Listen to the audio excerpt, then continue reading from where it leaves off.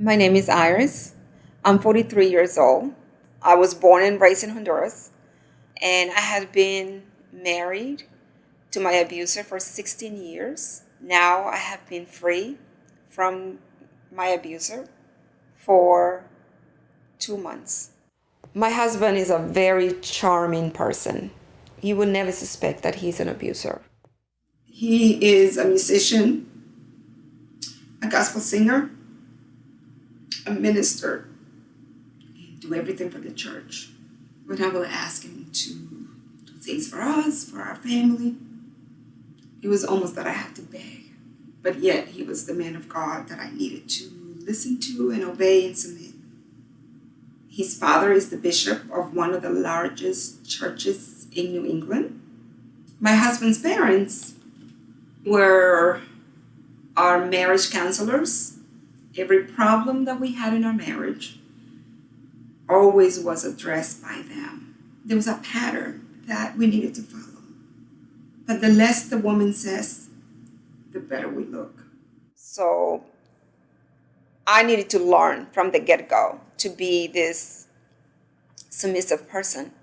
I was 22 years old when we met at church.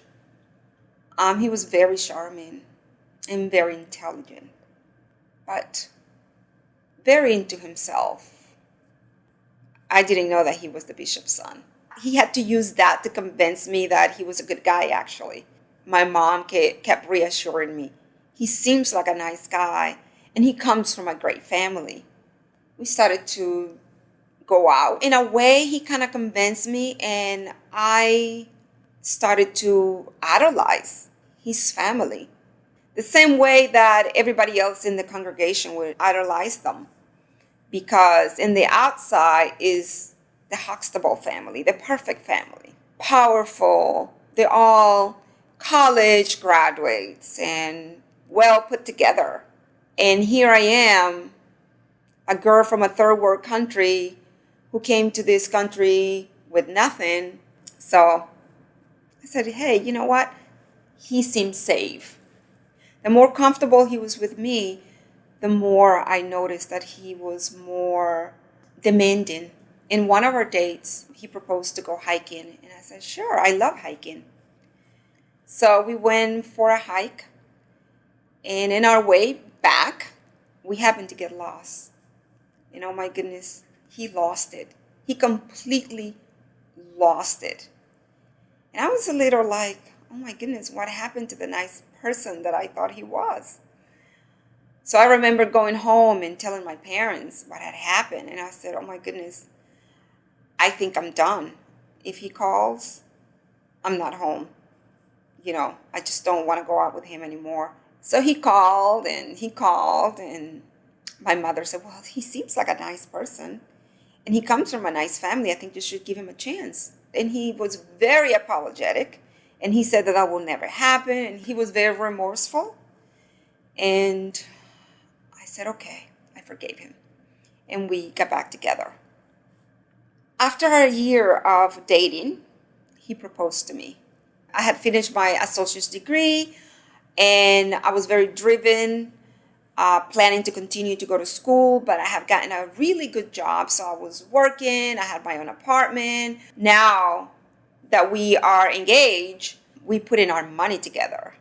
But it was more like my money together and his name in my account, in our account, because he didn't have any savings. He didn't have any money. So I agreed to that because he convinced me. He thought, well, we're getting married, why not?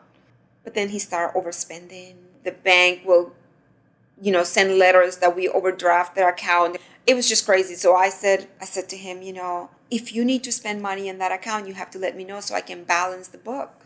And so he was very upset about that. And then he said, I'll take over.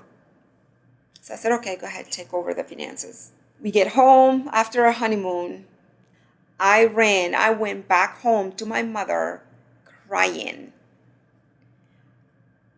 And I said, I think I made a mistake. He was a different person. I got pregnant. I think the baby was about 3 months. I had not slept for days. I had said to him, well, Friday night, can you get up in the middle of the night with the baby and help me? And then let me sleep in on Saturday because I'm exhausted. And he just left. And I remember just crying. I was emotionally drained. I felt helpless. I felt like I wasn't married to someone. I was a single mom. And this is within a year. Now, prior to us getting married, we had discussed of me going back to school because that was something that it was very important to me. So I asked him, well, the baby now it's a year old. He's no longer breastfeeding. Um, I'm going back to school and follow my dreams. And again, he told me, school is for stupid people. You don't need school. We don't have the money. It was all about him. It was almost like raising another child for me because I had to take care of him. I had to take care of him even sexually. I remember coming home after having my first baby, overhearing my ex talking to his brother, bragging about that his wife and him had intercourse 3 weeks after having a baby. My ex said, oh, I can have me, before 3 weeks. And I remember saying no, because I just had a baby. I don't want to. And finally, I gave in. And I remember just the pain again. But I felt like, well, if I didn't do it, then I wasn't going to be a good wife. Because there was this competition between the brothers. I got pregnant for the second time. And we were doing very well.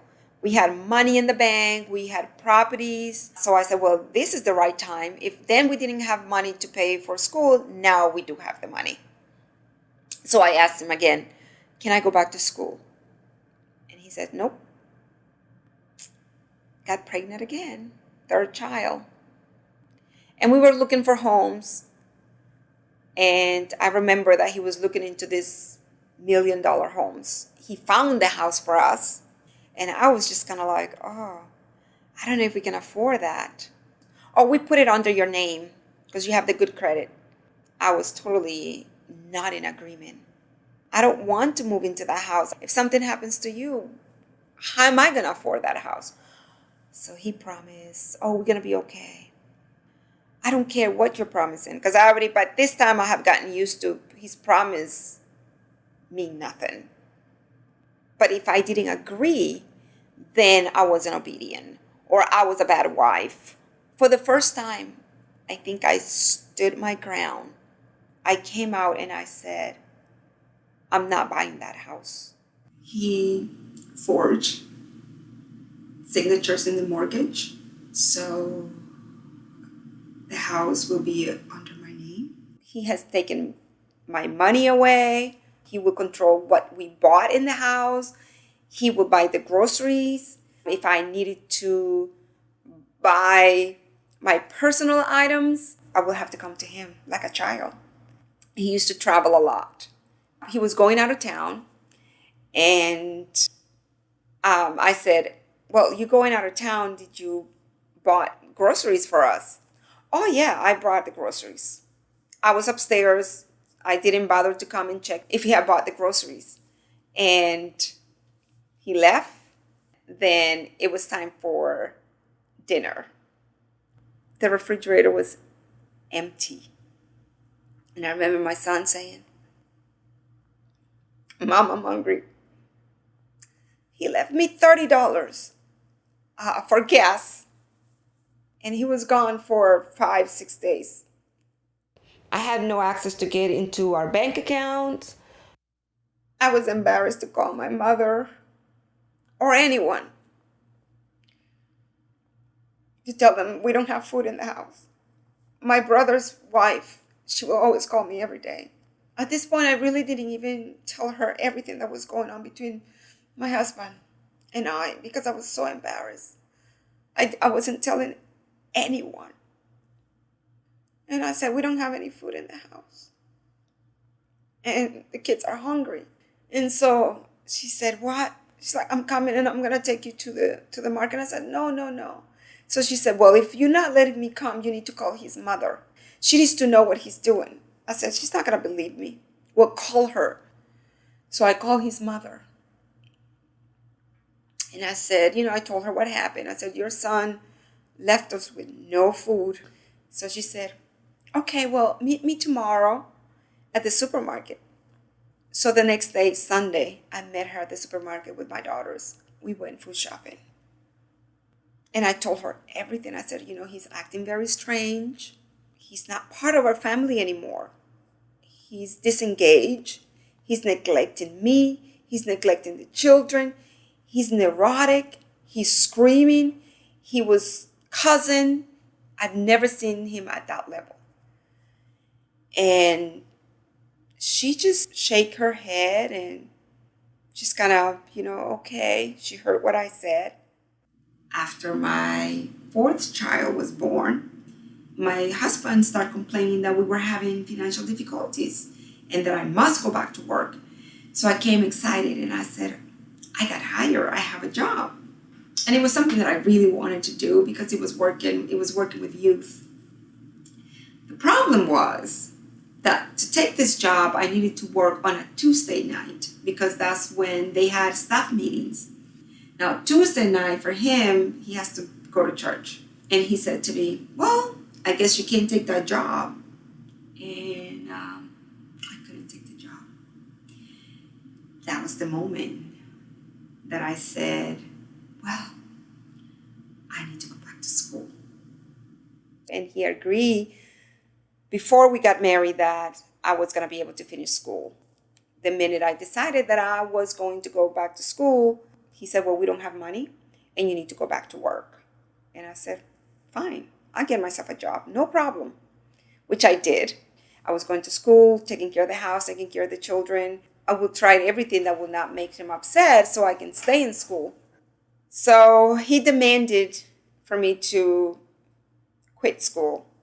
And I said, well, what are your conditions? Why do I have to quit school? And he just said, well, we don't have money. And I said, but I'm working. I got a third job at the school. He was not satisfied with that. At that point, I met with one of my counselors because I was having difficulties in school because he was giving me hell at home. Just horrible, mistreating me as a child, like I was his child. I could not make any decisions without him. At that point when I was in school, I didn't know what really I was being abused. Not only physically, but now it was emotionally and mentally. I was just drained. He had told me, if you want to stay with me, you need to submit. And whatever I said, it goes.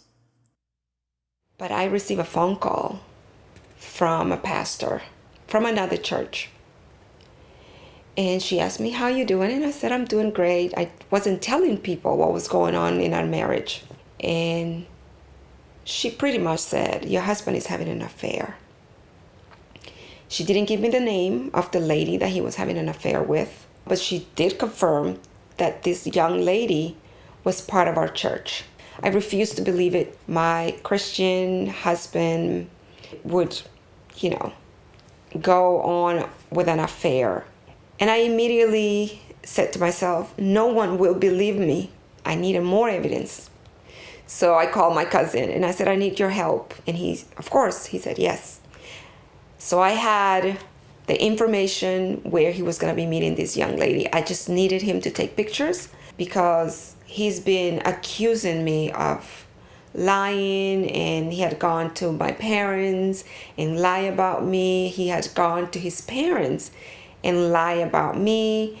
He had gone to many of our church friends and lie about me, accusing me that I was the one who was in an affair. He tried to make me look like I was crazy, that I was the one who was leaving the marriage. All alone, he was trying to isolate me from the children. So I live in that fear constantly. I remember giving him an ultimatum. I want you out of the house by Saturday. If you don't leave the house by Saturday, I will call your parents and I will call the police.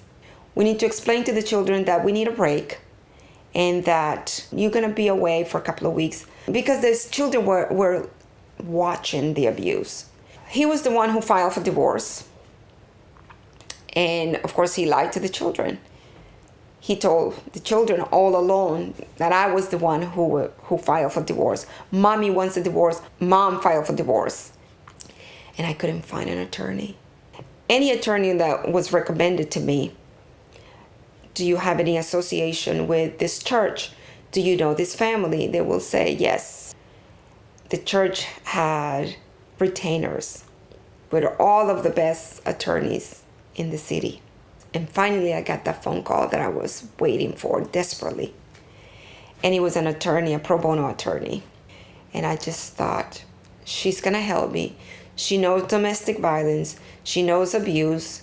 She's my only way out. I knew I should have left her office the moment she said, "Oh, I know that church."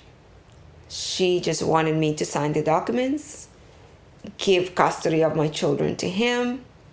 She didn't want to discuss anything that would help me to get to the truth. My forensic accountant said the church is not handling the church money, finances, legally. One of the brothers is the accountant at the church, and how the church was actually able to manipulate his pay stubs in a way that would look that he's only making $20,000. I remember receiving emails from my husband's father. They were threatening emails. One particular email, he asked me to deny the truth. He said, "You need to tell people that everything that you have said, it's a lie." He was trying to keep me quiet so the church wouldn't find out the truth. Despite of evidence that we had of neglect of the children and the fear that the children were having living with him, his charm won him the 50-50. His family all alone has been trying to keep me quiet. They never believed me. They didn't want a scandal. The church is their life. I no longer believe in the church system because I know it's imperfect. But what got me through was my relationship that I had with God. I am grateful that I'm not longer subjected to do things that I didn't want to do. The women's place for me is a place of love, a place where you feel safe. I have found happiness. I have found an energy that I've never felt before. Through cooking, I found my passion and I found healing. And now I am writing my first recipe book. I'm grateful that I have another chance